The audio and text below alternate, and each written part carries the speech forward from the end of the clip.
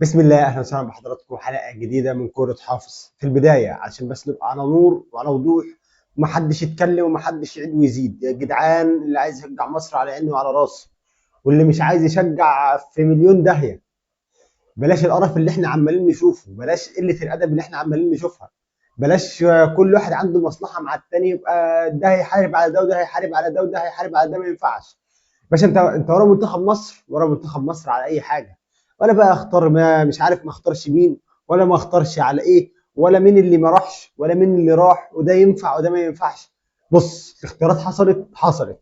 دي وجهه نظر وجهه نظر. بص، فيها بقى قله تقدير، فيها تعمد، فيها مش عارف ايه، فيها كوسه، فيها بتنجان. يا باشا بص، حط الخضار كلها، حط، بص، طبق الخضار كله. منتخب مصر هنشجعه، هندعمه. مش عايز تدعم، اركن على جنبه ما يشوفش شكلك. من الاخر، مش ناقصين بقى الاشكال اللي احنا عمالين نشوفها. احنا هنشجع مش عارف نيوزيلندا، احنا هنشجع ده، احنا حبايبنا بتوع ايران ومش عارف. بص، فكك من الكلام ده كله، قسما بالله ريحتكم فاحت ومحد طايقكم. القايمه من ساعه ما طلعت والكابتن حسام حسن اعلن القائمه بتاعت المنتخب، عمالين نشوف كلام كتير. يا باشا، الناس اللي كانت بتتكلم على انه مصطفى محمد ما انضمش، طب تعالى بالارقام كده اعرضها لك قدامك. حتى مصطفى محمد في الفتره بتاعت الكابتن حسام حسن كلها ما سجلش غير هدف واحد في مباراه وديه. هدف واحد في مباراه وديه. فانت بتعترض على ايه؟ يعني انت بتعترض على فكره انه مصطفى محمد ما انضمش. يا سيدي، مع انه ما انضم، ايه المشكله؟ ايه المشكله؟ يعني انت ليه رابط فكره انه منتخب مصر يبقى مصطفى محمد؟ ايه المشكله؟ واحد في مسيرته كلها مع الكابتن حسام حسن، من اول ما مسك التدريب المنتخب لحد دلوقتي، هدف واحد بس في مباراه وديه كانت، اعتقد قدام نيجيريا. وقفلنا كده، شطبنا كده، خلاص.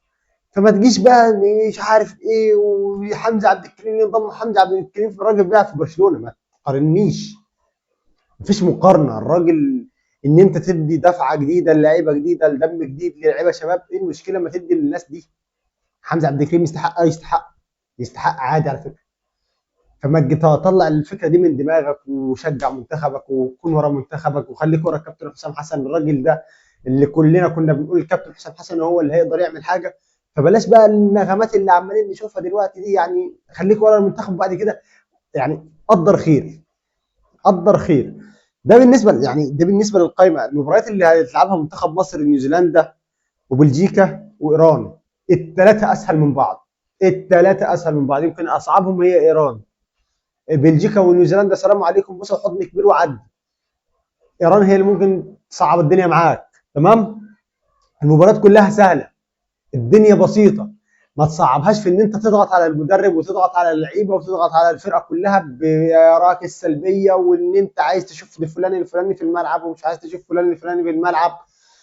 سيبك من الكلام ده كله، قسما بالله ما بياكل عيش. التوقعات، يعني توقعات سريعا كده. المنتخب هيلاعب اول حاجه، يعني ايا كان المنتخب اللي هيلعب الاول، اذا كان بلجيكا، بعد كده نيوزيلندا، بعد كده ايران.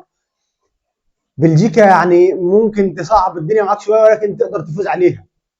ما فيهاش كلام، هتفوز على بلجيكا، هتفوز على بلجيكا. باللي انا شايفه.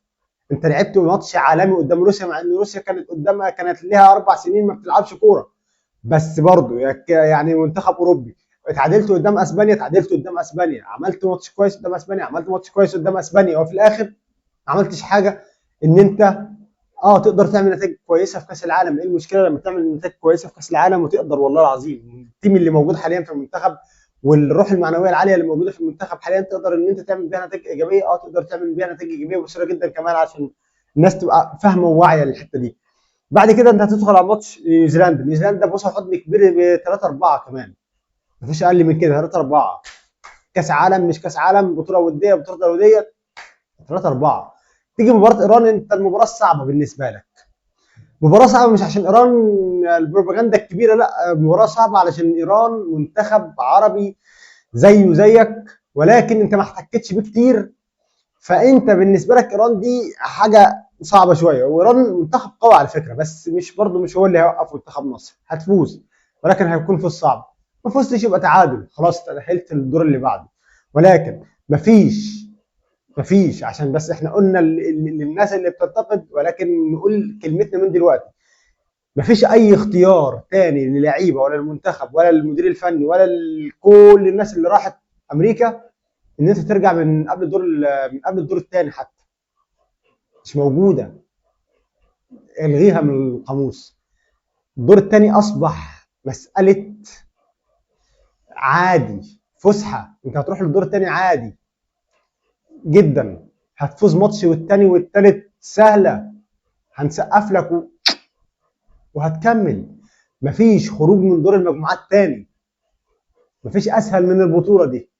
فان انت هتروح للدور اللي بعد كده زي الفل، عسل.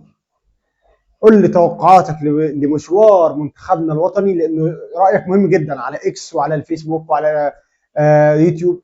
اكتب رايك لانه رايك مهم. قول لي توقعاتك لمشوار منتخبنا الوطني في كاس العالم، لانه ده مهم جدا. اشوفكم باذن الله في حلقه جديده من كره حافظ بكره باذن الله. تصبحوا على خير. السلام عليكم.